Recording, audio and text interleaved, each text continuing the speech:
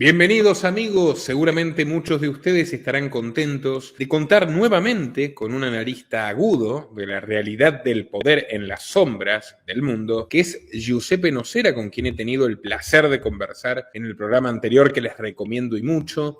Y en esta oportunidad vamos a meternos con temas todavía más espinosos. Él nos ha dado una brillante exposición sobre la continuidad del poder de las familias monárquicas, pero también hablamos de la nobleza negra, hablamos de los jesuitas, de la Orden de Malta, y todo esto me suscita conversar otra faceta en la cual coincido mucho con Giuseppe, que es el tema de la religión, del poder que hay detrás de la religión, de las artimañas que a través de la religión han envenenado las mentes del mundo. Entonces lo primero que quiero hacer es, con el absoluto respeto que tengo por los creyentes que hay en mi audiencia, aquellos que crean que pueden sentirse ofendidos por un análisis crítico, no tienen por qué ver este programa, y quienes quieran continuar hasta el final, bienvenidos sean, porque nos vamos a entretener y mucho. Giuseppe es ingeniero, ha trabajado durante 20 años como ejecutivo de empresas, ha vivido en Europa, en América Latina, es italiano y venezolano, y quería preguntarle primero cómo llega usted a investigar las raíces de la cuestión, porque hemos conversado, yo fui educado por salesianos, de hecho de ahí me nació la rebeldía contra ellos en primera instancia, salesianos de izquierda en la Argentina, y usted me dijo por capuchinos, ¿verdad? Usted terminó estudiando griego para poder ir a leer directamente los evangelios que fueron escritos siglos después de cuando supuestamente tendrían que haberse escrito por griegos, ¿no? Eso es un consenso histórico indiscutible. Pero usted se tomó la molestia de aprender griego para verificar si las cosas eran como nos la contaban o no. ¿Cómo llegó a semejante grado de curiosidad y de impulso por el saber, estimado Giuseppe? Muchas gracias, Nicolás, por la introducción, muy amable, y un saludo nuevamente para la audiencia. Bueno, digamos que tampoco que soy un experto griego, pero pues sí, tocó entrar a hilar delgado en ese sentido. Como tú bien lo dijiste, yo fui educado por capuchinos, que al igual que los salesianos son un poco rebeldes, ¿no? Y nosotros, yo particularmente siempre fui muy curioso y siempre estuve muy cerca de la Iglesia Católica, siempre, siempre, siempre. Pues, digamos, el estándar típico de una familia occidental, digamos, tanto en Italia, entiendo que también en la Argentina pasa muy similar, en Brasil, ni más faltaba. Ya cuando de grande, ya de profesional, habiendo viajado, habiendo aprendido varios idiomas, empiezo a tener como esa curiosidad, sobre todo porque no podemos desconocer que el Vaticano, a través de la doctrina católica, tiene bajo su paraguas no menos de 1.200 millones de personas. Y digo, bueno, digamos, solamente viéndolo desde el punto de vista de marketing empresarial, uno diría, ¿cómo lo hicieron, no? Qué bueno es esa estrategia de marketing. Vamos a ver cuál es la estrategia de marketing, ¿no? Entonces, en algún momento empiezo a analizar las escrituras, el Antiguo Testamento inicialmente, y empiezo a leer en español. Luego, más adelante me coincido con este ex traductor italiano, que es Mauro Vigino, y en algún momento me interesó porque fue él el primero que empezó a decir que de pronto, él era, al principio él era muy diplomático, muy polite, porque él estaba trabajando para el Vaticano, él era el traductor oficial de muchos de los pasajes y libros de las Biblias. Y entonces él muy diplomáticamente decía, ay, de pronto aquí puede haber una inconsistencia y tal. Y entonces ahí surgió un poco esa curiosidad, bueno, vamos a ver qué también nos dijeron esto. Y definitivamente cuando empecé a analizar, tuve que estar en cierto grado en cercanía con el hebreo y en cercanía con el griego. No soy experto ni del uno ni del otro. Afortunadamente, hoy en día, con los avances tecnológicos que tenemos, cualquier persona medianamente curiosa puede hacer un paragón en línea de estas cosas ahora. Tal vez ese ha sido, no sé si el gran talón de Aquiles de las religiones, porque tú hoy en día puedes hacer estos paragones incluso sin ni siquiera saber una palabra de hebreo o una palabra de griego. Pero sí me interesé por saber un poco cómo era el alfabeto griego, cómo era el alfabeto hebreo, cómo se expresan, por ejemplo, los sonidos vocales. Y entonces ahí entendí, por ejemplo, que el Antiguo Testamento en origen eran unos rollos que encontraron allí, más o menos en el siglo 6 o 7 antes de Cristo, se podría decir, y esos rollos tenían la particularidad de que eran escritos en forma lineal, sin espacios, solo consonantes. Y luego, 3 o 4 siglos después, empiezan ciertas personas a decir, bueno, ahora cojamos estos pergaminos, estos escritos, y vamos a ver qué dice poniéndole los sonidos vocales. O sea, los sonidos vocales de lo que nosotros leemos hoy como el Antiguo Testamento, entre que consiguieron los pergaminos y el momento en que le empiezan a dar significado con los sonidos vocales, obviamente, y los espacios que tampoco estaban, han pasado 4 siglos. Y entonces empieza, por supuesto, como tú podrás entender, que una palabra que tú le pongas un sonido de A o 2 sonidos de A puede ser distinta de una palabra que le pones 2 sonidos de E. Y entonces, ¿cómo hicieron para determinar esa secuencia? Bueno, ese es el trabajo que en algún momento hicieron primero los rabinos que tradujeron la Torá. Y luego, más adelante, ese trabajo fue hecho varias veces. Ese trabajo no fue hecho una sola vez.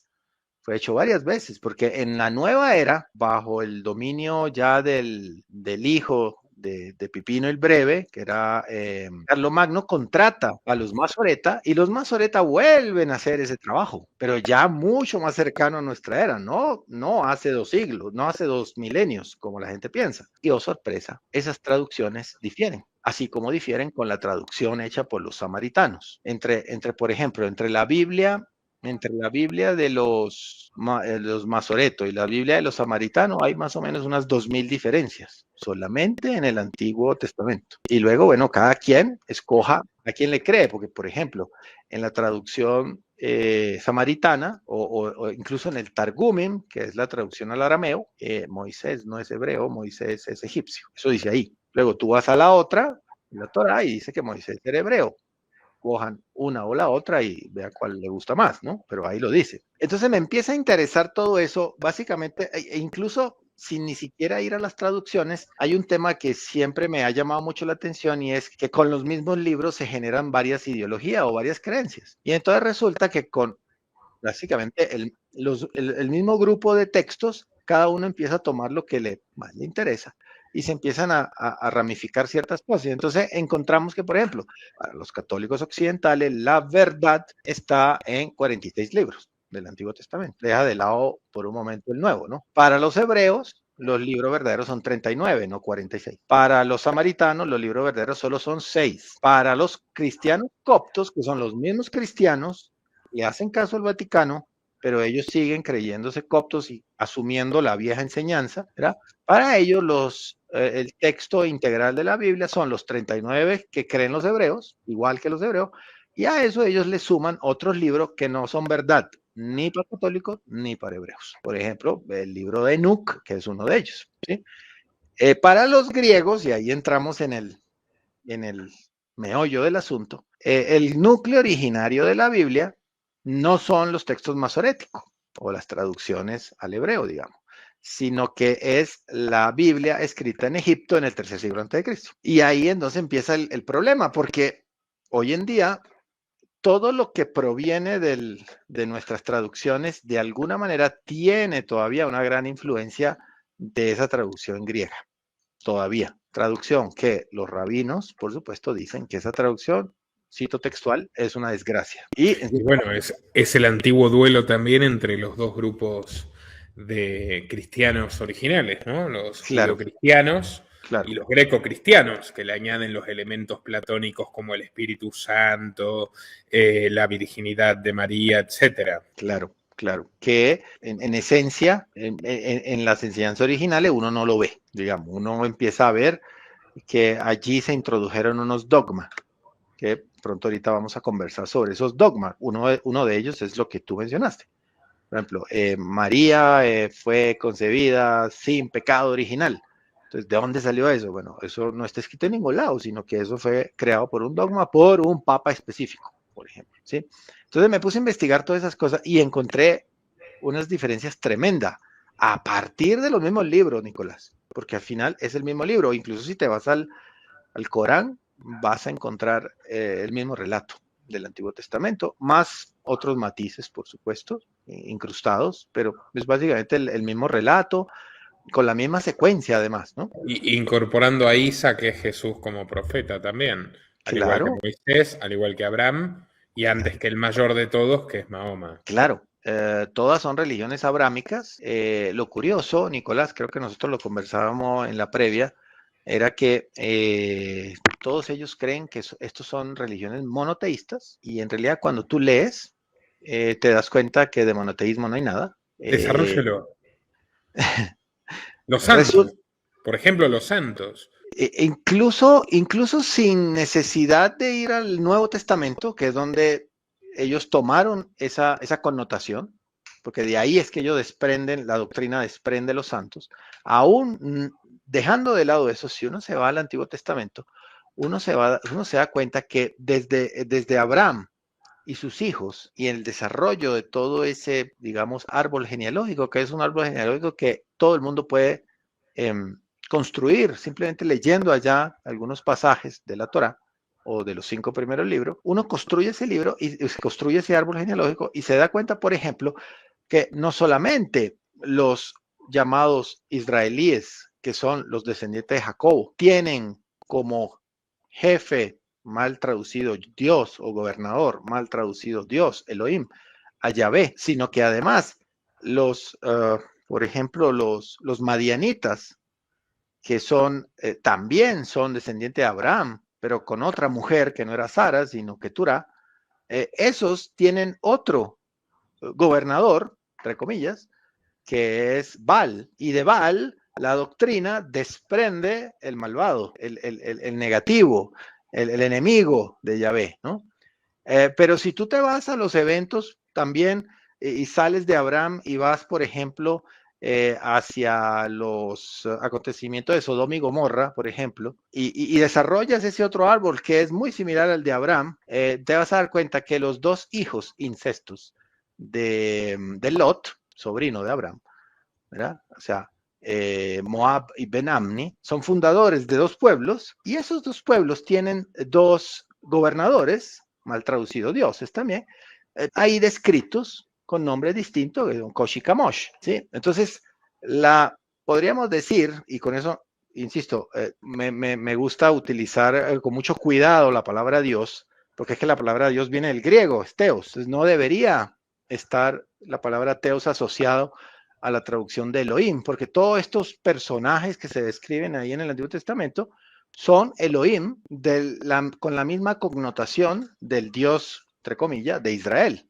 pero que peleaban entre ellos por la supremacía de ciertos territorios.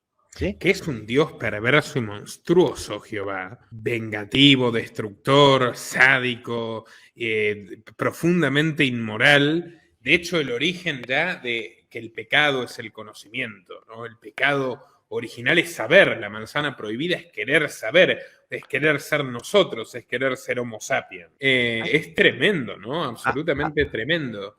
Que Claro. permite el mal, no solo permite el mal, prácticamente lo promueve y está soltando a pecadores imperfectos y luego los castigará con el fuego eterno si son pecadores imperfectos y no se disciplinan a aceptar sin ver las pruebas de que esa entidad que permite la guerra y la desnutrición infantil en realidad es la suprema bondad y no hay que cuestionarla y no se debe siquiera albergar un mínimo de duda, ¿no? Pero a su vez eso bebe directamente de las antiguas mitologías egipcia y babilónica. Hay un académico, no sé si usted lo conoce, que se llama Kenneth Humphrey, un académico británico, conferencias, libros sumamente interesantes. El más famoso de todos, Jesus Never Existed, Jesús nunca ha existido, la trágica fabricación, publicado en el año 2005. Es muy interesante como él muestra todas y cada una de las figuras, el arcángel Gabriel, todas son directamente extraídas de las antiguas religiones mesopotámicas y luego de la egipcia, que es como al fin y al cabo toda tendencia de pensamiento se va construyendo, ¿no? De apartes. Y la única prueba que se alega de la existencia de Jesús, que es los comentarios de Flavio Josefo, un historiador hispánico judío, que oyó y que no estuvo en el momento ni en el lugar, ¿no?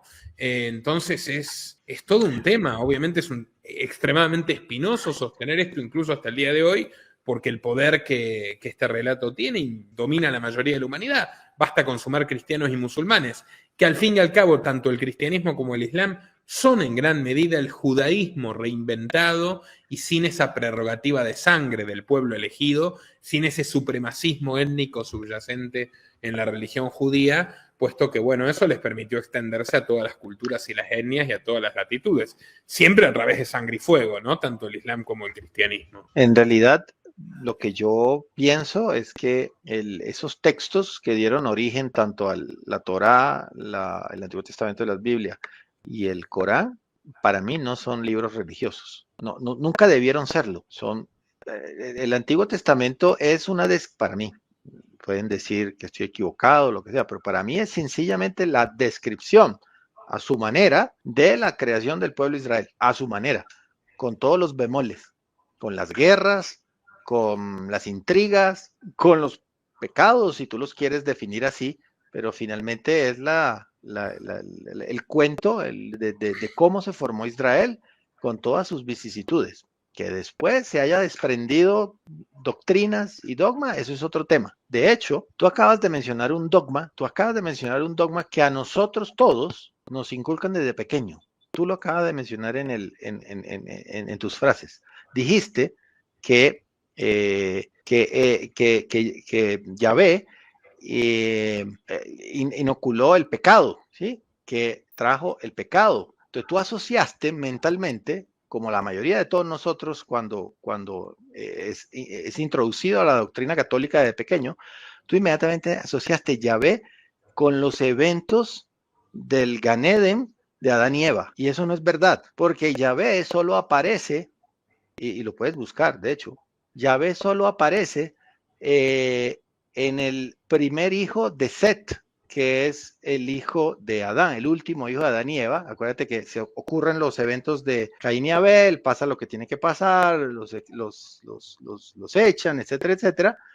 Y luego Adán supuestamente se vuelve a encontrar con Eva, hacen otro hijo que se llama Set, y Set a su vez tiene un hijo que se llama Enos, que no es el mismo Enoch más adelante con Noé, es otro Enos. Y ahí dice, en la Biblia dice, en los tiempos, así textual, en los tiempos de Enos, se empezó a invocar el nombre de Yahvé.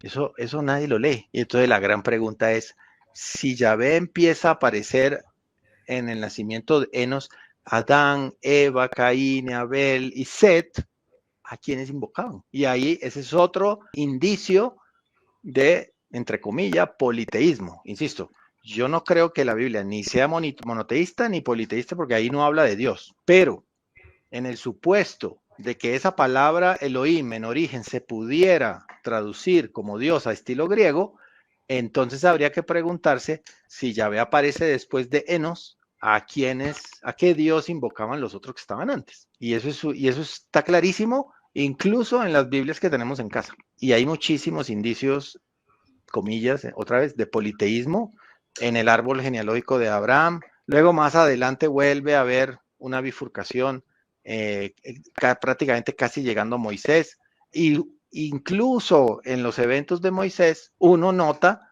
la presencia constante de diferentes seres, si se pueden llamar así, similares a ese Yahvé, que constantemente pelean. Hoy se habla mucho de Gaza, ¿no? Hoy en día, con el tema de la guerra en Gaza, y prácticamente todo ese territorio en el Antiguo Testamento es descrito como Filistea, ¿sí? Y qué sorpresa, cuando tú te pones a leer toda la parte de los intentos de Moisés y su gente después de los eventos de liberación de Egipto y todo, de tratar de establecerse en esas tierras y conquistar esas tierras, que ese Dios nunca consigue subyugar a esas tierras de Filistea, y habla de unas cosas impresionantes allí, de batallas muy sangrientas, que de eso sí son muy características de ese Antiguo Testamento, las batallas, los incestos, el tema de las vírgenes, que siempre se lo achacamos a los musulmanes, el tema de la debilidad por las vírgenes, pero realmente uno sencillamente con leer el libro de Números, capítulo 31, cuando Yahvé le indica enfáticamente a Moisés, que tiene que exterminar a todos los madianitas, y le da órdenes precisas allí de exterminar a todos los hombres, a todas las mujeres casadas, a todas las mujeres que hayan dormido con varón, a todos los niños, y que por favor le traigan el resto. ¿Quiénes son el resto? Pues las vírgenes, las jovencitas, ¿sí? Y él, al final de la batalla, se queda con 32. O sea, son 32,000 niñas, de las cuales 16,000 se las quedan los generales de Israel, que estuvieron en batalla para ello. 16,000 se reparten entre los israelíes nobles en ese momento, pero él, dentro del botín de batalla, porque así lo denominan, el botín de batalla, él, de los generales, exige 32 vírgenes para él. Entonces, pues esa es la realidad de esos libros. O sea, yo sé que algunos creyentes, pues con estas que estamos comentando, pues saltarán, ¿no? Pero ni más ni menos, digamos, aquí no estamos inventando nada. Ese es el relato que uno lee ahí. Si uno abre el libro como haciendo de cuenta que no sabe qué libro está abriendo, como cualquier libro, abrir cualquier libro, leer el capítulo y uno se da una idea de la connotación, el nivel el nivel de crudeza con que se cuentan los hechos ahí. Y al final ellos exterminan a todo el pueblo madianita. Pero da la casualidad de que los filisteos siempre fueron muy duros para los israelitas.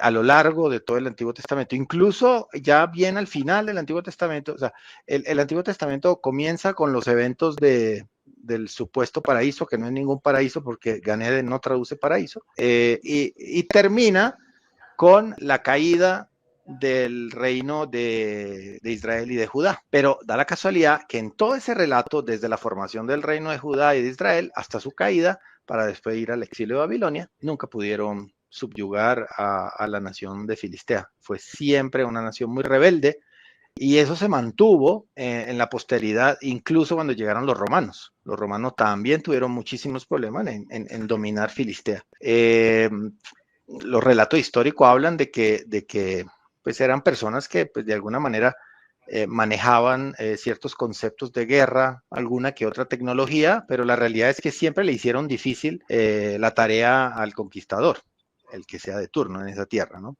Y mira que hoy en día estamos más o menos iguales, ¿no? Estamos hablando de los palestinos.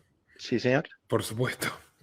Es sumamente interesante esta historia y comprender también cómo, bueno, al final todo esto fue un gran y magistral ardid para crear una especie de mitología nacional en torno a una tribu semítica, la misma exacta etnia que el resto de los árabes. Hebreo significa árabe, y recordemos que además el hebreo no es el idioma de aquella época, el idioma de aquella época es el arameo, que está todavía más vinculado, pero bueno, el hebreo, incluso siendo un idioma moderno de probeta de laboratorio, está completamente relacionado con el árabe, ¿no? Y era una tribu, que luego también se ramifica, pero era una tribu en puntual, un grupo en puntual, que buscaba el exterminio, la opresión y la confiscación de los bienes de todos los demás. Y el judaísmo se construye en torno a eso, y luego de ahí derivarán con matizaciones y demás, a veces piadosas, a veces no, el cristianismo y el islam, que le quitan el componente étnico y la fórmula es extremadamente exitosa.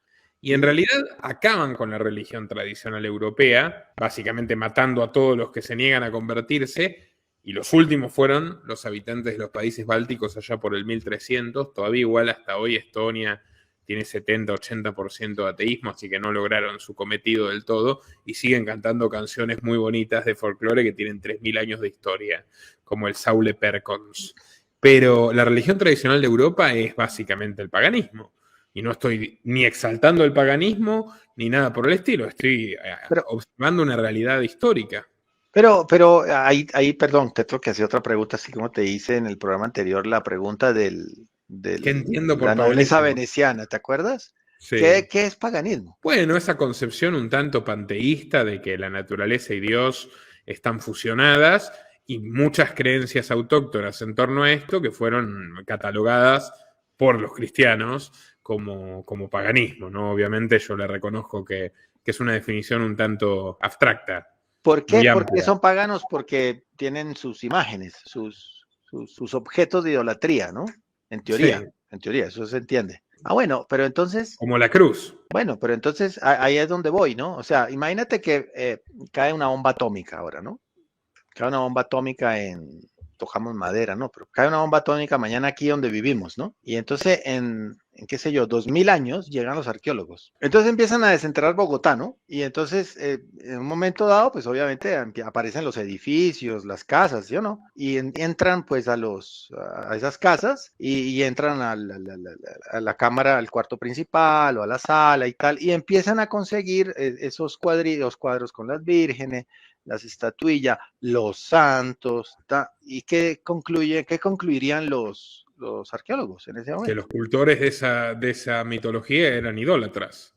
Eran paganos también,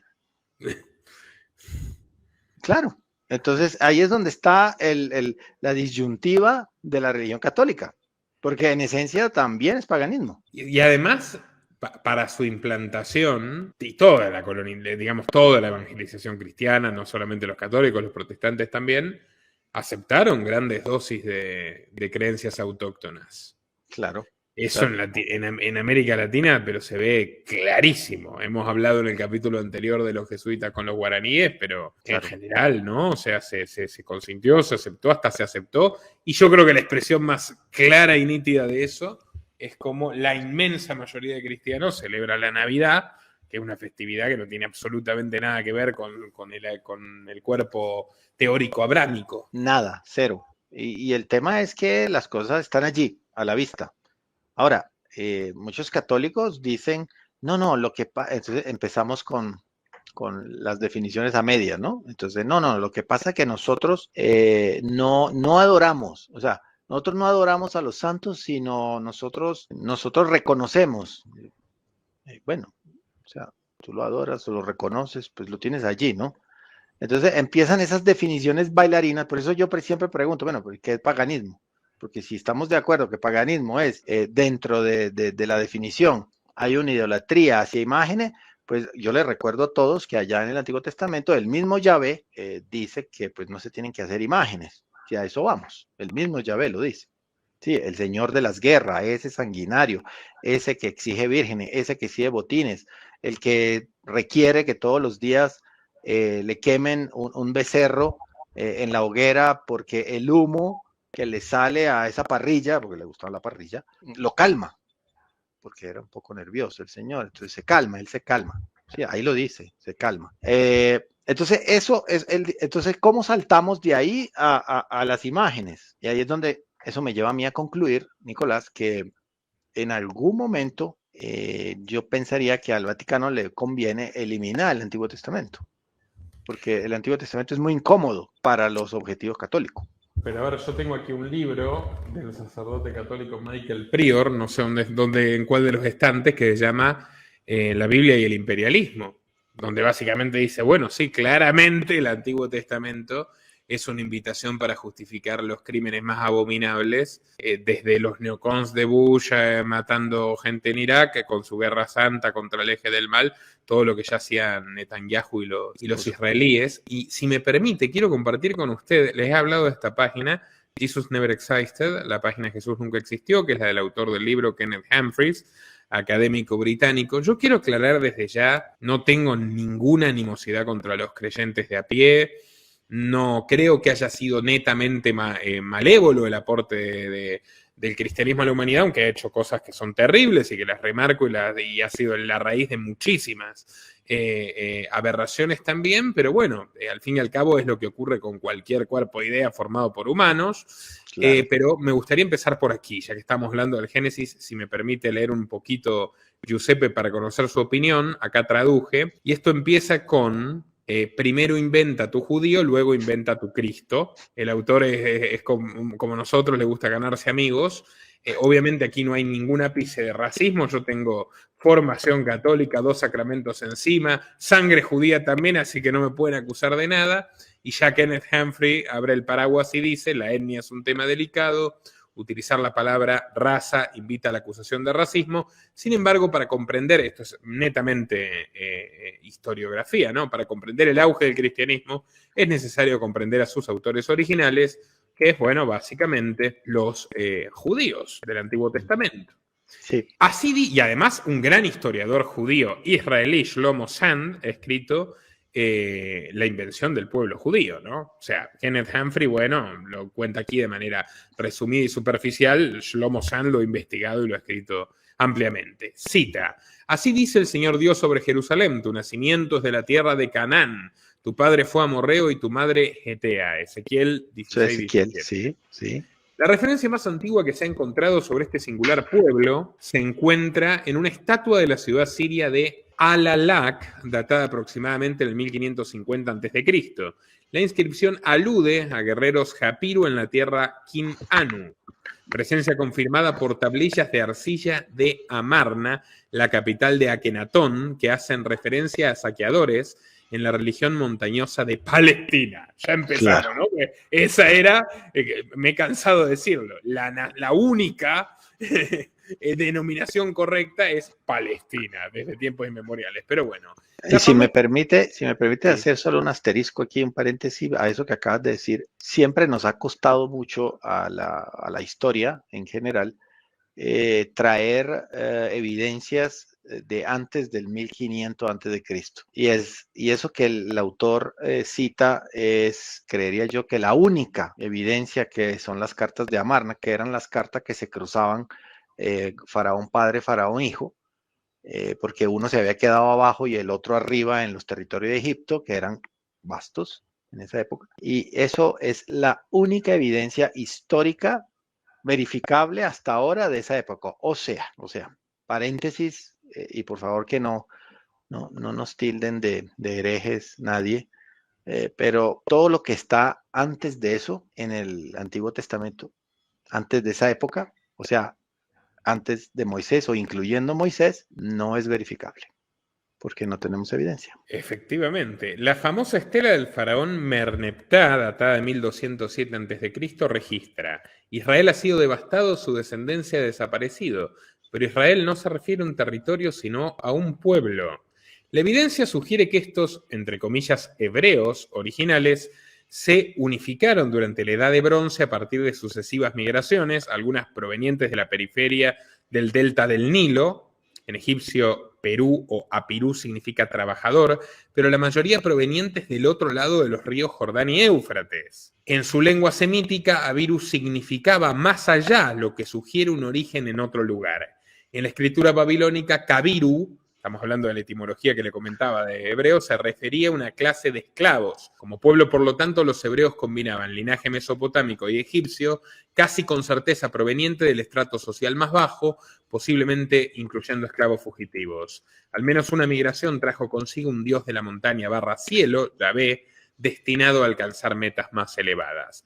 Como bárbaros recién llegados a lo que fuera la tierra de Canaán, estos semitas, hablantes de una lengua común a sirios, árabes y mesopotámicos, se establecieron como colonos migratorios en las menos fértiles regiones montañosas del interior.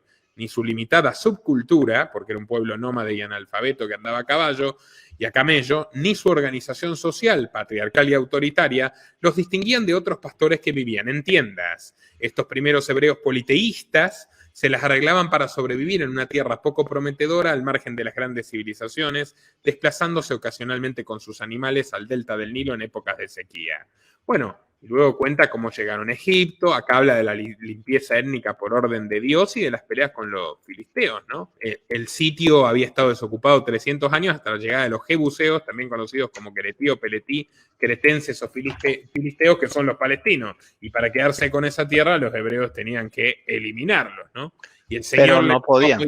y no Pero podía. no podía. Bueno, lo que voy a mencionar está escrito allí, eso no quiere decir que sea verdad o no, pero está ahí evidenciado en los capítulos de la Torá, ¿no?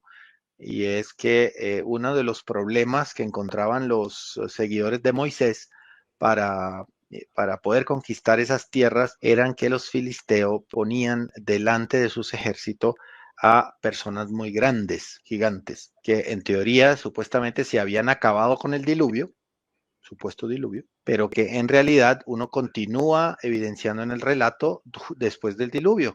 Y los filisteos aparecían con esas personas y era muy explícito porque hay un pasaje muy curioso que a mí siempre me llama la atención y es que Yahvé envía unos espías a infiltrarse en Filistea y les dice, mire, necesitamos analizar cómo viven, cómo hacen, cuántos ejércitos tienen y tal, para ir planeando la batalla. Y en el relato regresan la comitiva que envía Yahvé, y regresan todos asustados y le dicen, no, mejor no nos metamos con esos. ¿Pero por qué? No, pues es que nosotros parecíamos hormiga al lado de los tipos que ponen delante de los ejércitos. Y entonces Yahvé inmediatamente procede a callarlo, los mata, a sus secuaces, los mata, para que los otros no sientan miedo también. E insta a los generales de Moisés a atacar a Filistea. En una de esas muchas batallas, los filisteos hasta se quedan con la fulana arca,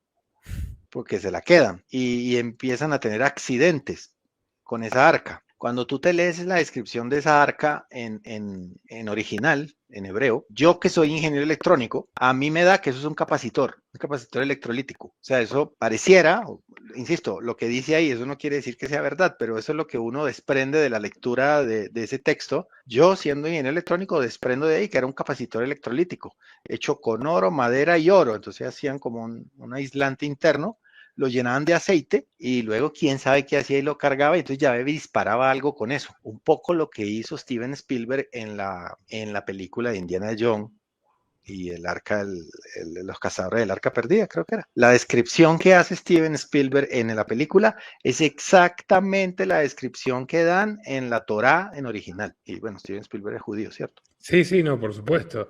Claro que sí.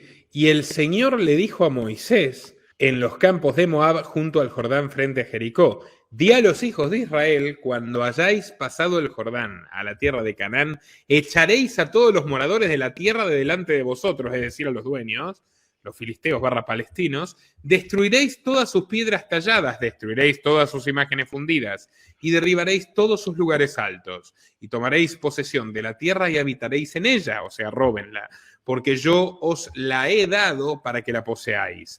Pero si no expulsáis a los moradores de la tierra de delante de vosotros, los que dejéis que queden serán como aguijones en vuestros ojos y como espinas en vuestros costados, y os serán causa de turbación en la tierra donde habitáis. Y haré con vosotros lo mismo que pensé hacerles a ellos, pues, insisto, un Dios sádico y genocida, y es el mismo Dios de los cristianos y de los musulmanes, no es solamente el Dios de los judíos, ¿no? Es el Dios de los musulmanes también, porque la descripción de Yahvé de vez en cuando se hace a través de otra palabra, muy de vez en cuando, que es la palabra Eloha, o sea, Eloha. Si tú tomas las vocales, las consonantes de esa palabra, las llevas al árabe y le pones los sonidos vocales en árabe y se lo entregas a un árabe para que lo pronuncie, él te va a pronunciar Allah, tal cual.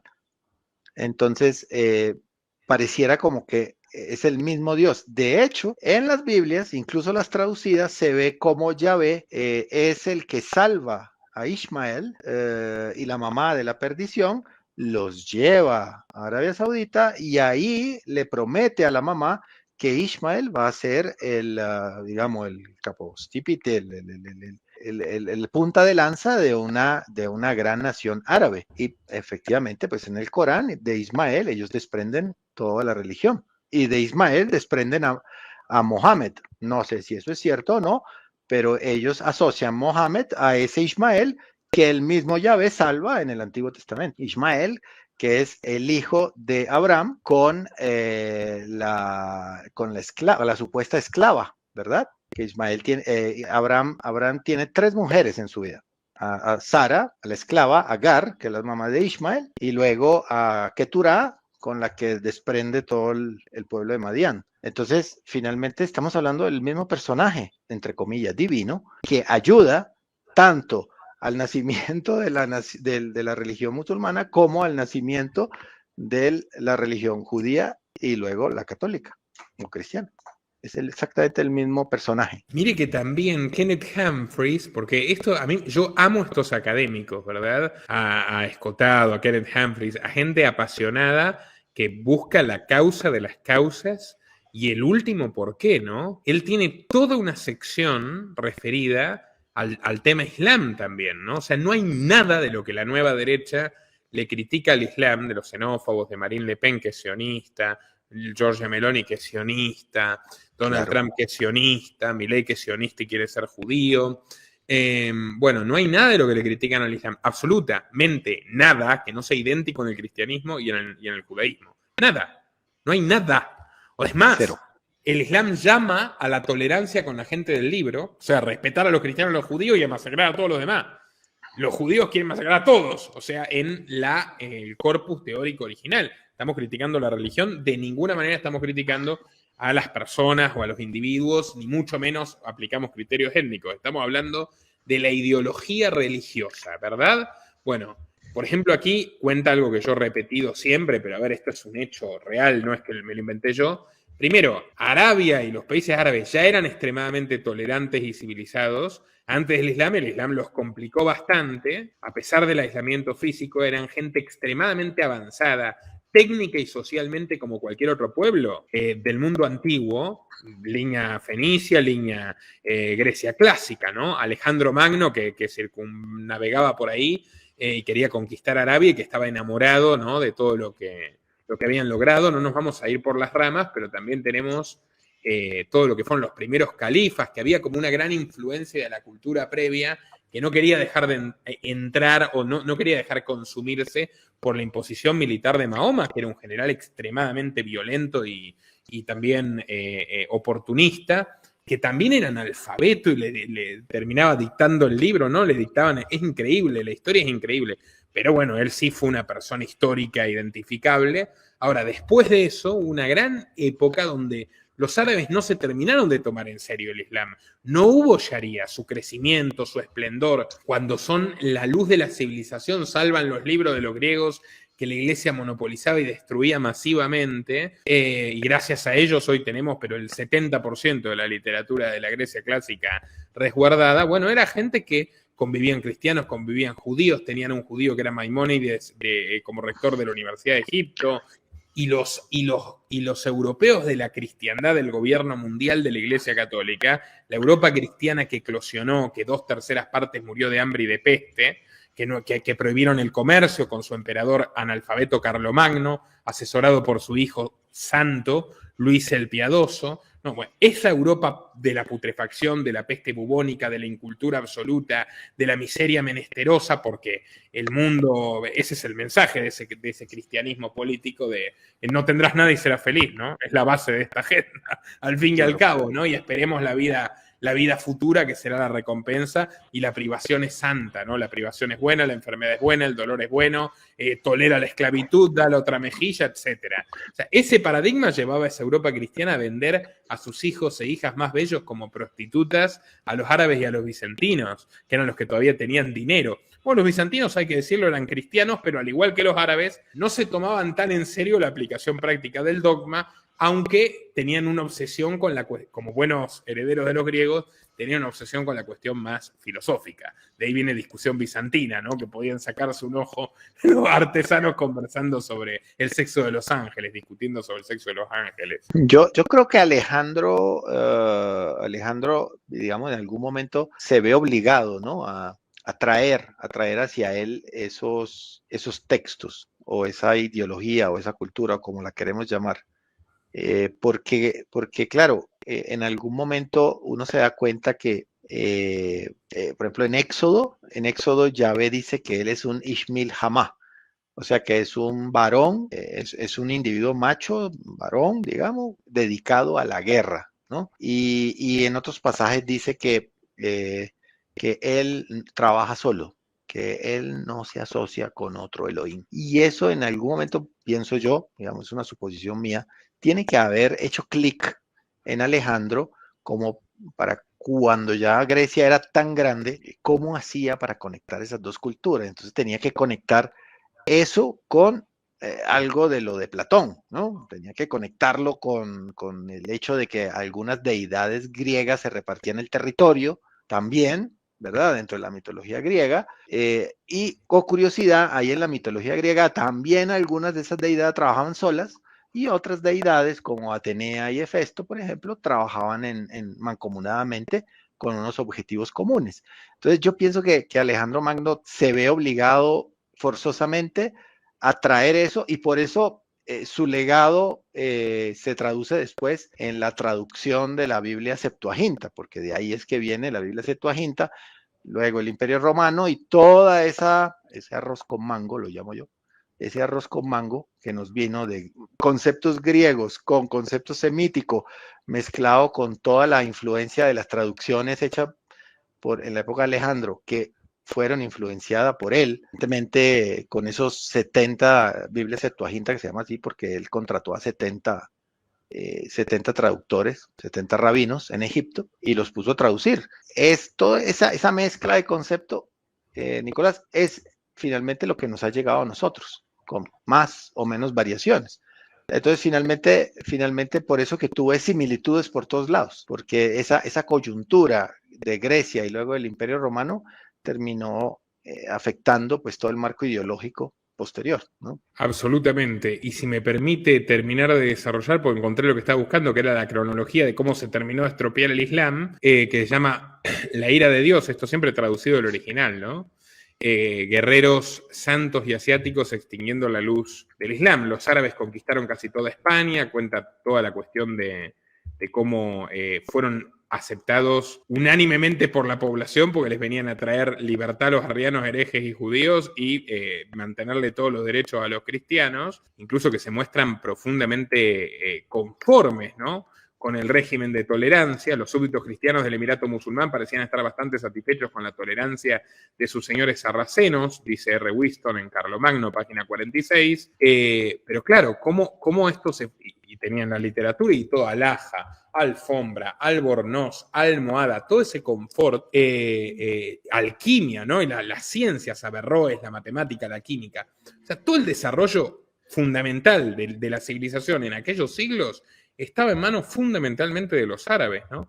Y esto se revierte por cuestiones netamente políticas, por reveses militares, fundamentalmente cuando los turcos selyúcidas, precedentes de Asia Central, que, a ver, incluso vinculados más étnica y culturalmente con Gengis Khan y compañía, tomaron el poder de Bagdad y se cae la hegemonía árabe y los árabes terminan siendo sometidos por los otomanos y los otomanos son los que generan, digamos, la primera concepción de gobierno religioso. Y aún así, todo, yo he leído de la BBC incluso, ¿no?, el pasado liberal de Oriente Medio, antes de que lleguen los europeos, en esos dominios, en Palestina, en Siria, bajo el mandato otomano, aún así había tolerancia sexual, tolerancia religiosa, convivencia entre judíos y cristianos y ahora nos quieren contar que el Islam es una abominación. A ver, el Islam radical obviamente lo es, pero el cristianismo radical que exterminó a los indígenas norteamericanos del primero al último por herejes también. Y el nacionalismo judío, que ni siquiera es especialmente religioso, es mayormente ateo, de los sionistas de Netanyahu y compañía, es también igualmente nefasto. Entonces, al final yo creo que el fanatismo es el mal en sí, ¿no? Yo creo que tienes toda la razón. O sea, llenarse de fanatismo nos lleva definitivamente a cometer algunos actos que en condiciones normales no haríamos, ¿no? Lastimosamente, lo digo digamos abiertamente, la influencia de estos textos va más allá de tener en la cabeza una creencia religiosa. La influencia de estos textos baja a lo más profundo de la psicología de las personas. Y ahí es donde radica el verdadero peligro. Insisto, yo no tengo nada en contra de que las personas crean o no crean en Dios. O sea, no, ese no es mi tema y creo que tampoco el tuyo. Pero donde sí creo que nosotros tenemos observaciones es en la manera en cómo esos textos repercuten en la cabeza de la gente, cómo la gente puede, a partir de que ahí se interpretó que Yahvé era bueno y Baal era el malo o Belfagor era el malo, entonces yo tengo el derecho también de juzgar a alguien como malo y exterminarlo también, porque allá también lo hicieron y eso está bien. Ahí es donde yo creo que tenemos ciertos problemas, ¿sí? Nosotros no tenemos problemas con que las personas crean en Dios. Ese no es el tema, definitivamente. De hecho, yo no soy ateo, yo soy agnóstico. Yo tampoco, no. Sí, yo tampoco. De hecho, nuestro problema no es el Dios, el problema es qué pasa con ese texto y cómo influencia la cabeza de las personas. ¿Y quién lo usa para influenciar? Exactamente, ¿no? La edad de la razón, no sé si leyó el libro de Thomas Paine, que critica la religión organizada, ¿no?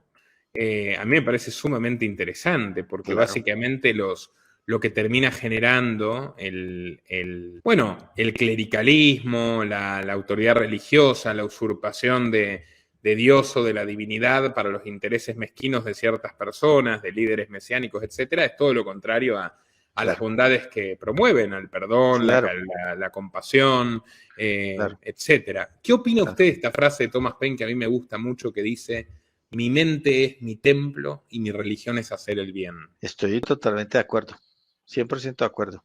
Y me imagino de dónde la sacó además. O sea, bueno, me imagino, no de dónde la sacó, sino por qué llegó a esa frase. Porque estoy seguro que más de uno de esos autores muy emblemáticos hizo el recorrido de estos libros, de estos textos con estas traducciones. Y en algún momento se debe dar cuenta, se debe haber dado cuenta que se hicieron traducciones de alguna manera malintencionadas. Hoy, al principio no decía yo eso, pero ahora, digamos, un poco entendiendo un poco más el mundo que nos rodea, yo pienso que todas estas traducciones fueron bien malintencionadas. O sea, no es posible que nosotros pasemos de una palabra que se llama geinon, que sencillamente era un vertedero de basura, donde había un fueguito siempre prendido para quemar los residuos en las afueras de Jerusalén, para que no se generaran enfermedades, ¿verdad? Nosotros pasamos de ese geinon al infierno. Nosotros pasamos de el Gan Eden, que es el lugar donde supuestamente estaban Adán y Eva, de un Gan Eden que sencillamente es un lugar, una fortaleza con un recintada, con unos muros, donde internamente se hacían cierto tipo de cosas, con cierto tipo de experimentos. Nosotros pasamos de eso, de ese Gan Eden, pasamos al paraíso. Entonces, ¿por qué había que manipular esas dos palabritas? Y esto es solo un ejemplo, tengo muchos más. No me queda otra que concluir que era precisamente ese proceso de fabricación de esa dualidad para después inculcar en las personas, pues, lo que es correcto de lo que es incorrecto. Le tengo aquí, mire, una cita, 1794, de Thomas Paine. La historia tal y como se cuenta es blasfema y obscena. Da cuenta de una joven mujer comprometida para casarse y mientras está bajo este compromiso es, para hablar en lenguaje sencillo, molested, pensémoslo en inglés, por un fantasma, bajo la pretensión impía de que el Espíritu Santo vendrá sobre ti y el poder del Altísimo te cubrirá con su sombra. No obstante, José luego se casa con ella y a su vez rivaliza con el fantasma. La otra cosa que dice Paine: los mitólogos cristianos, después de haber confinado a Satanás en un pozo, se vieron obligados a dejarlo salir otra vez para poder continuar con la fábula. Es introducido en el jardín del Edén en forma de serpiente o de víbora y en esa forma entabla una conversación familiar con Eva, a quien no le sorprende oír hablar a una serpiente. Y el tema de tetea, dice en griego, es a él la persuade para comer una manzana y el consumo de esa manzana condena a toda la humanidad por el fin de los tiempos, ¿no? Por este libro, La Edad de la Razón, de Thomas Paine, que fue el padre de la libertad americana, o sea, un tipo que siendo inglés reventó su imprenta e imprimió hasta lo último que tenía de su fortuna, se lo gastó en difundir su panfleto del sentido común, que motivó a muchísimas personas a alzarse en armas contra la misma corona británica a la que hoy Trump va a lamerle las botas. Perdió todo, arriesgó la vida en múltiples circunstancias y se tuvo que ir del país que fundó sobre la premisa de separar la iglesia del Estado, que era la premisa fundacional de Estados Unidos. Se tuvo que ir porque le prendieron fuego a la casa por este libro. Y Jefferson, que era el amigo, que Jefferson era terrible, era un esclavista de lo peor, un hipócrita pero proverbial, pero Thomas Paine me parece un hombre grandioso. Jefferson todo lo contrario. Jefferson le dijo: bueno, no puedo hacer mucho, Thomas, te has metido con cosas muy sensibles. Por más que Jefferson pensaba lo mismo que él, básicamente le dijo: nos vemos en Disney, chau chau. Y bueno, y después pobre Thomas Paine fue a luchar a la Revolución Francesa y como no quería andar matando gente inocente, los jacobinos lo metieron preso y lo condenaron a la guillotina. Se salvó de milagro. Pero Mejor bueno, dicho. Muy interesante esta conversación. Lamento si no ha sido muy estructurada de mi parte, pero bueno, muchos temas muy interesantes. Espero, estimado Giuseppe, primero le doy lugar a cualquier conclusión que usted quiera compartir, si quiere hacernos algún comentario también sobre el Papa Francisco, que mucha gente está tan contenta de verlo bien, permítame la ironía, y finalmente decir que me encantaría traerlo de nuevo a conversar de muchos otros temas muy variados a este canal. No, con mucho gusto. Yo siempre a la orden para estar contigo y conversar pues de estos temas que pues, a veces yo sé que causan un poquito de escozor, ¿no?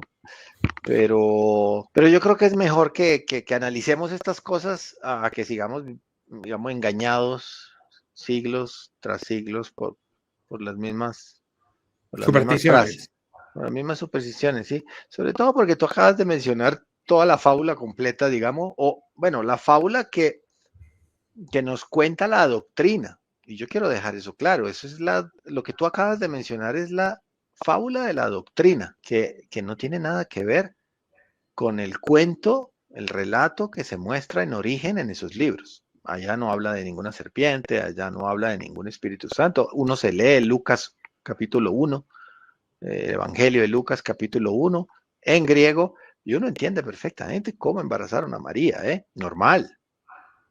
Pero, nuevamente, llega una casta clerical que empieza a introducir el fantasma, como tú bien lo mencionaste, ¿no? El fantasma. Entonces uno tiene que creer que María es una muchacha que fue embarazada, pero que no tuvo coito. Y eso, evidentemente, no está ahí en el libro.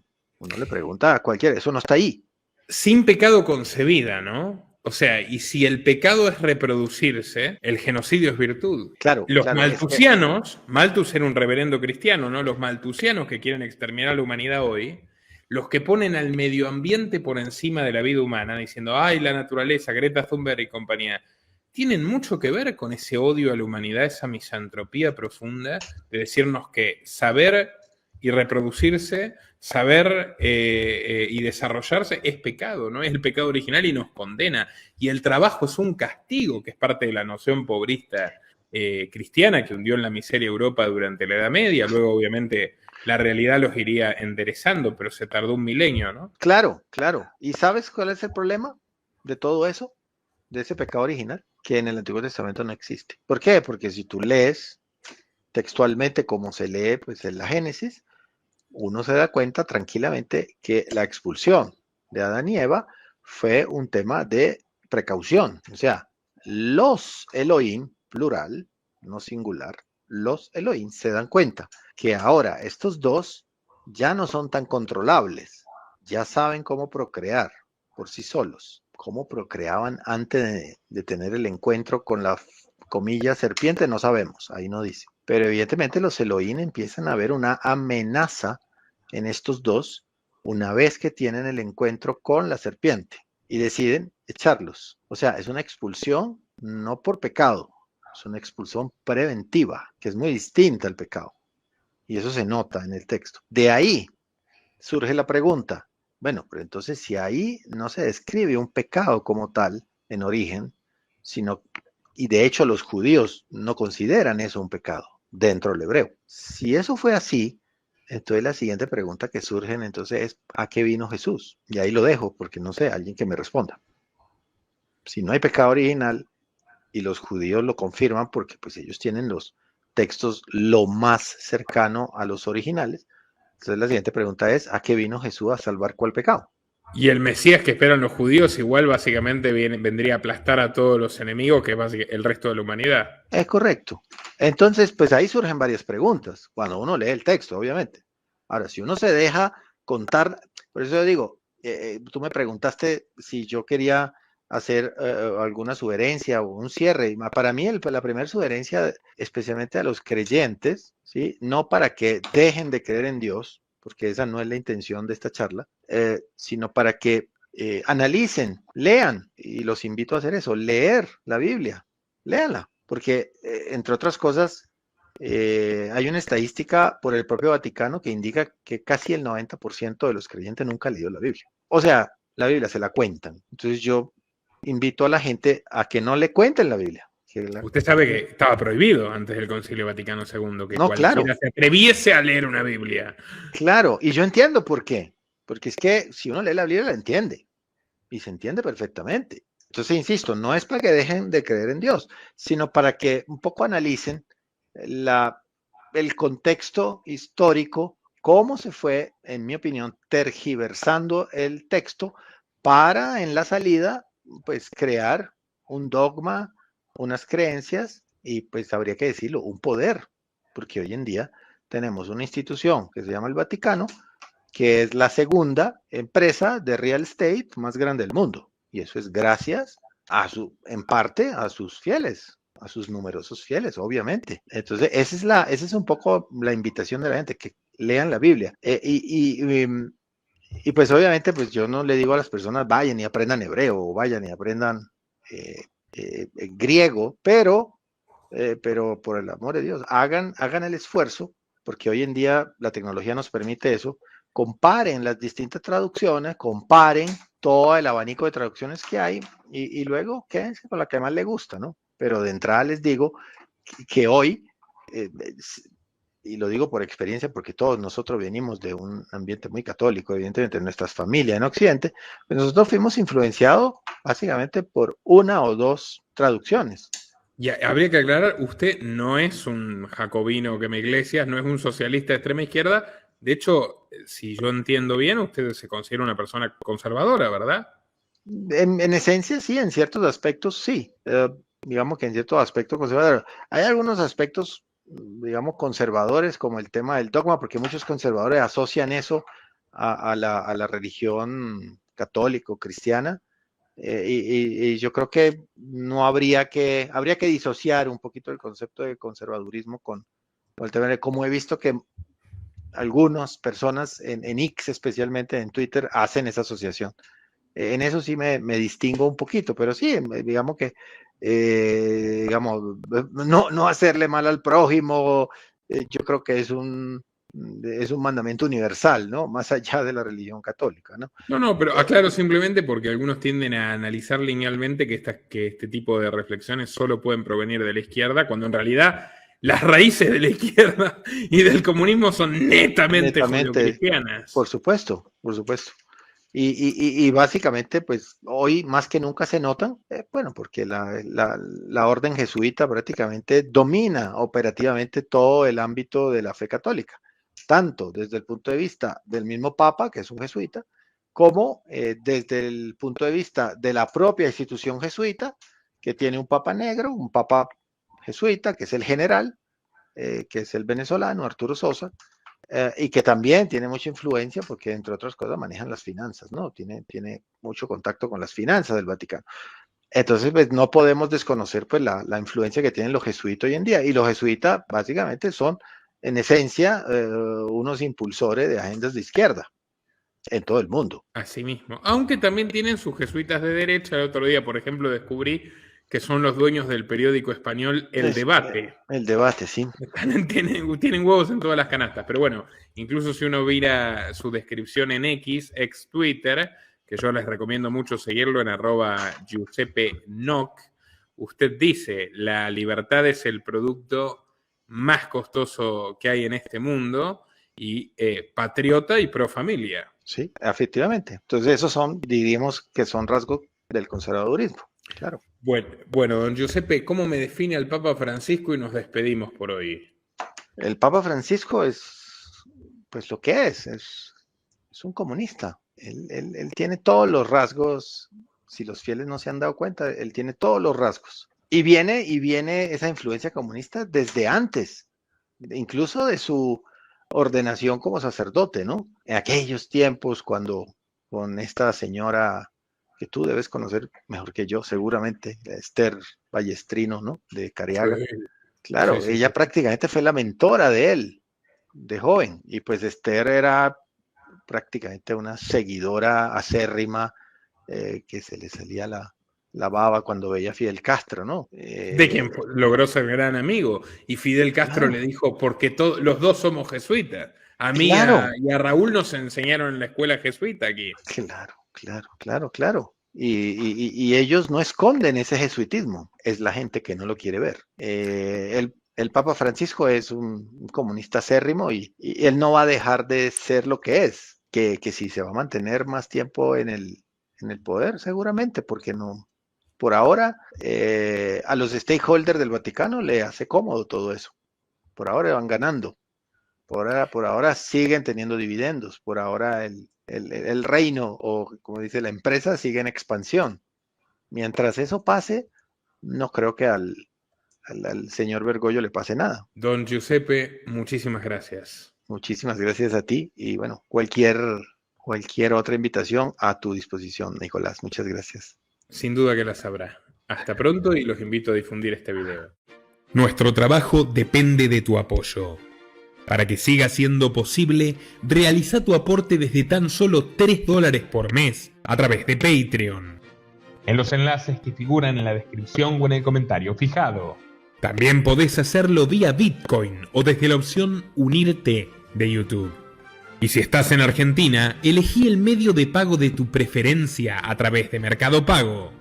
Quienes nos apoyen en Patreon a partir de $5 mensuales tendrán acceso a análisis, entrevistas, conferencias y documentales exclusivos.